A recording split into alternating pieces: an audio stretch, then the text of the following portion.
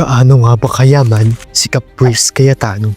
Kung inaakala mo siya'y basta-bastang artista lamang, nagkakamali ka. Dahil paano kung sabihin ko sa'yo, si Caprice Cayetano ay isang anak ng kilalang chef sa buong Pilipinas at tagapagmana ng isang multi-billion conglomerate company. Siya na siguro ang pinakamayamang housemate sa buong PBB Celebrity Club Edition 2.0. Ngunit paano nga ba siya nagsimula? At magkano ang kanyang kinikita sa kanyang mga palabas at TV commercial para maging ganito kayaman? Yan ang ating tutuklasin. Sino nga ba si Caprice Cayetano? Noong October 2025, inanunsyo ng GMA Network na kabilang si Caprice Cayetano sa bagong edisyon ng PBB Celebrity Club Edition. At matapos umere ang 2 episode ng programa, kinagiliwan at minahal ng sambayanan si Caprice Cayetano. Mula sa 100k followers nito sa platform na TikTok, nadagdagan ito ng mahigit kumulang 1 million followers. Tanda na isa si Caprice Cayetano sa mga inaabangan at napipisil na bagong big winner ng programa. Karapat-dapat nga ba si Caprice upang maging big winner? Comment down below kung bakit. Ngunit bago po tayo magpatuloy, ako nga pala si Mr. Saksi. At kung hindi ka pa nakapag-subscribe sa ating YouTube channel, huwag kalimutang mag-subscribe at ilike na rin ang ating video para lagi kang updated sa mga kwentong kapupulutan mo ng aral sa channel na ito.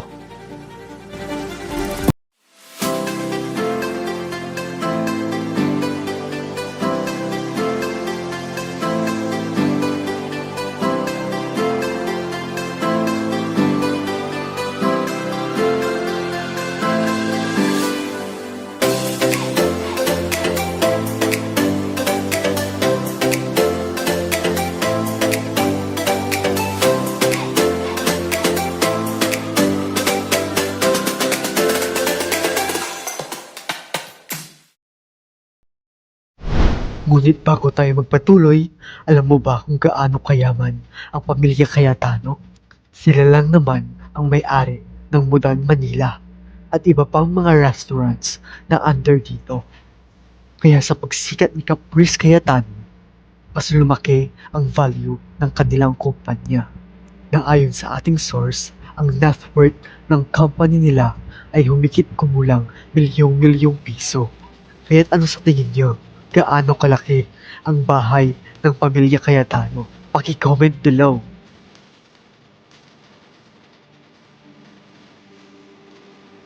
Isa si Caprice Cayetano sa sinusubaybayan at hinahangaang personalidad sa PBB Celebrity Club Edition.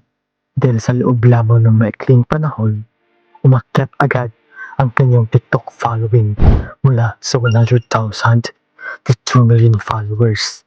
Dahil sa biglaang kasikatan at impluwensya ng pamilya, iisa ang tanong ng nakararami. Sino nga ba si Caprice Cayetano? At gaano nga ba ito kayaman? Pero bago natin silipin ang kanyang estado sa buhay, may mas malaking tanong ang pumukaw sa isip ng mga tao. At paano nga ba nagtagumpay ang pamilya Cayetano? At ano-ano ang negosyong pagmamay-ari ng kanilang pamilya? Ayon sa ating source, kamakailan lamang ay kumalat ang balita na binilhan kay umano si Caprice ng kanyang ama ng isang luxury car na mahigit kumulang 16 million pesos bilang regalo sa kanyang ika-17 na kaarawan.